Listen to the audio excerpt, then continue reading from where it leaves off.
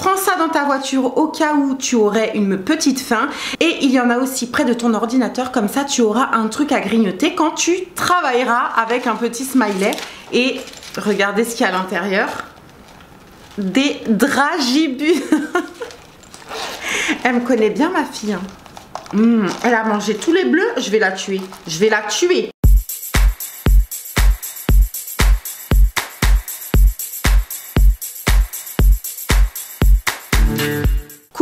J'espère que vous allez bien. Aujourd'hui je vous retrouve dans une vidéo tuto et on va apprendre à coudre avec une machine à coudre.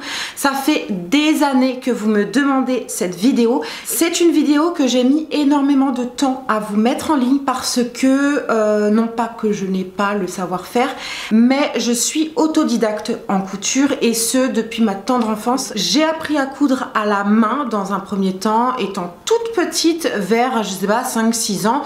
Puis j'ai investi dans une machine à coudre au premier prix et j'ai appris toute seule. À l'époque il n'y avait pas de tuto, il n'y avait pas internet, j'avais pas de prof. Bref, je suis restée très longtemps avec ma machine à coudre au premier prix et ça faisait parfaitement l'affaire. Et puis par la suite j'ai souhaité investir dans une machine à coudre un petit peu plus haut de gamme, un petit peu plus qualitative. Je l'ai acheté sur le bon coin d'occasion, hein, mais effectivement c'est une machine qui vous offre un petit peu plus de possibilités.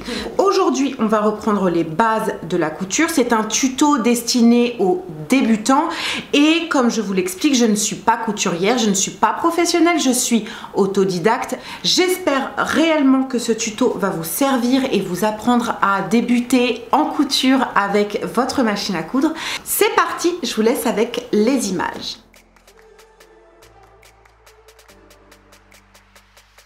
Tout d'abord, on va se familiariser avec la machine à coudre. Selon le modèle que vous avez, les boutons seront légèrement différents, mais toutes les machines ont plus ou moins les mêmes fonctions. À vous de découvrir la vôtre.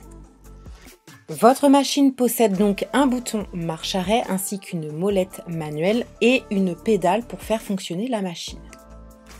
À l'avant, je possède un petit compartiment où je peux ranger mes petits accessoires, mon fil ou le matériel pour entretenir ma machine. Je peux ranger également mes petits pieds de biche ainsi que mes canettes.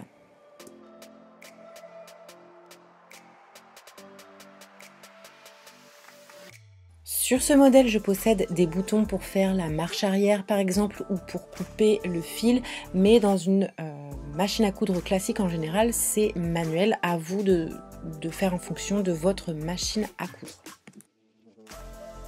Pareil pour régler mes points de couture, moi j'ai des boutons mais en général c'est une molette, donc à vous de faire le réglage en fonction du point que vous souhaitez, comme le point simple ou encore le point boutonnière.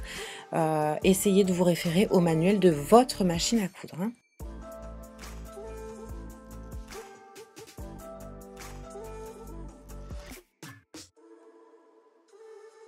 Alors, pour mettre en route la machine à coudre, vous avez besoin d'un rouleau de fil avec la couleur de votre choix. Placez la bobine sur le porte-bobine et remettez le couvercle de bobine. Ensuite, au niveau du fil, vous déroulez légèrement et il faut suivre le chemin pour remplir la canette.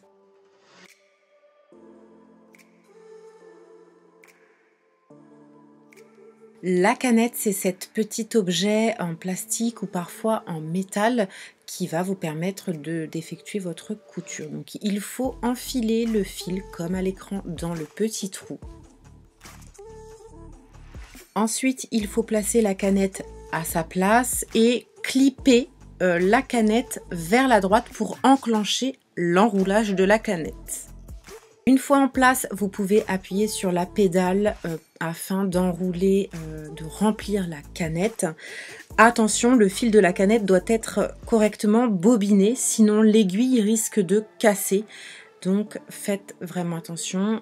Comme vous pouvez voir à l'écran, là c'est un mauvais enroulage, il faut que je recommence. La canette commence à tourner et le fil s'enroule autour et elle s'arrête de tourner lorsqu'elle est entièrement pleine.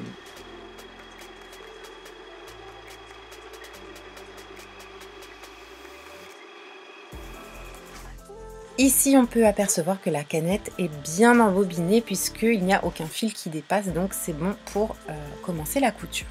Ici, on va placer la canette à son emplacement et comme vous pouvez le voir, il y a un sens à respecter pour le fil. Je n'ai qu'à suivre le sens comme indiqué sur la machine.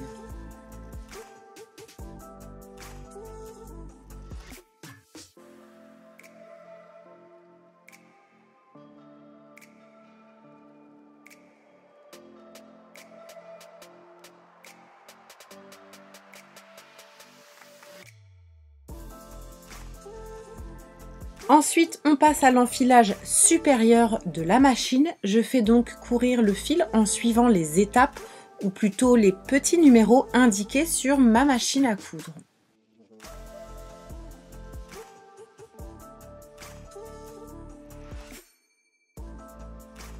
En général, sur toutes les machines à coudre, il y a un guide, donc respectez simplement le guide de votre modèle de machine à coudre. Moi ici j'ai des numéros, peut-être que sur la vôtre il n'y aura pas forcément de numéros, mais plutôt un sens ou des flèches, donc à vous de voir votre modèle.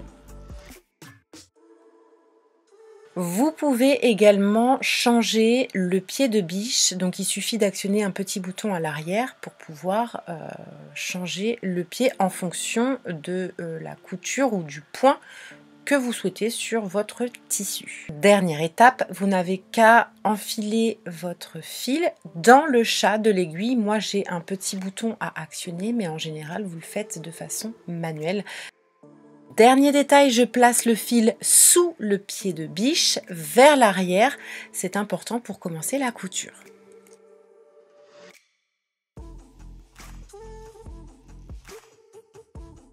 Aujourd'hui, j'ai besoin de faire un ourlet, je place mon tissu correctement et je descends le pied de biche.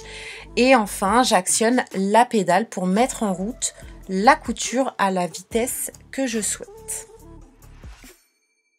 La petite pédale se trouve donc sous votre pied et vous permet de contrôler la vitesse, d'y aller un peu plus vite ou un peu plus lentement.